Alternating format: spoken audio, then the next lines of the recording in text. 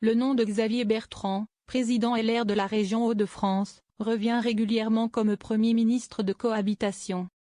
Lucie Castet dénonce une aberration démocratique. La candidate désignée par le nouveau Front populaire, NFP, s'est exprimée sur une éventuelle nomination de Xavier Bertrand à Matignon. Le nom du président de la région Hauts-de-France, de la droite républicaine, ex-LR, est régulièrement mis sur la table comme possible chef d'un gouvernement d'urgence nationale. Qui irait de la droite à certaines personnalités de gauche, en l'absence de majorité absolue aux législatives. Nommer un Premier ministre qui n'appartient pas au bloc arrivé en tête serait totalement contraire à l'esprit des institutions. Comment nommer un Premier ministre qui n'a pas de majorité et qui ne représenterait que lui-même? A dénoncé Lucie Castet dans les colonnes de Sud-Ouest mardi 6 août. Aux dernières élections législatives, la droite républicaine, sans Éric Ciotti, a remporté 47 sièges de députés, sur 577. La gauche, sortie en tête des urnes, revendique le poste de Premier ministre, malgré une fin de non-recevoir d'Emmanuel Macron. Ensuite, Xavier Bertrand, si est-il l'affaiblissement des financements de l'hôpital, une suppression massive de lits.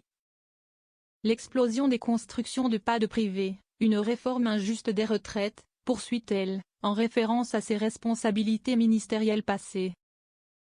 Xavier Bertrand a, en effet, été secrétaire d'État chargé de l'assurance maladie, puis ministre de la Santé et ministre du Travail durant le quinquennat de Nicolas Sarkozy.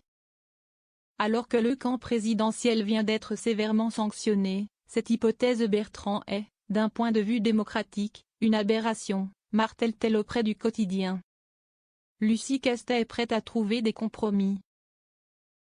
La candidate du NFP pour Matignon, qui ne disposerait pas non plus de majorité absolue, se dit prête pour sa part à trouver des compromis et travailler, texte par texte, avec les parlementaires de l'Assemblée et du Sénat.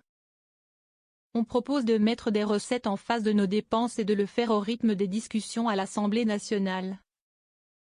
Détaille-t-elle à propos de leur programme qui propose 100 milliards d'euros de dépenses pour 100 milliards d'euros de recettes en 2025.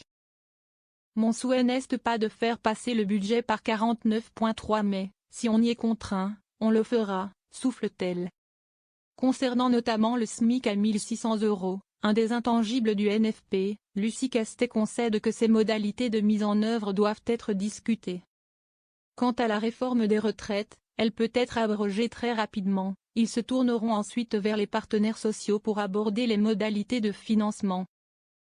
Lucie Castet, 37 ans, a décidé d'effectuer plusieurs déplacements pendant l'été et de donner des interviews à différents médias afin de mieux faire connaître aux Français ses options politiques, mais aussi sa personnalité.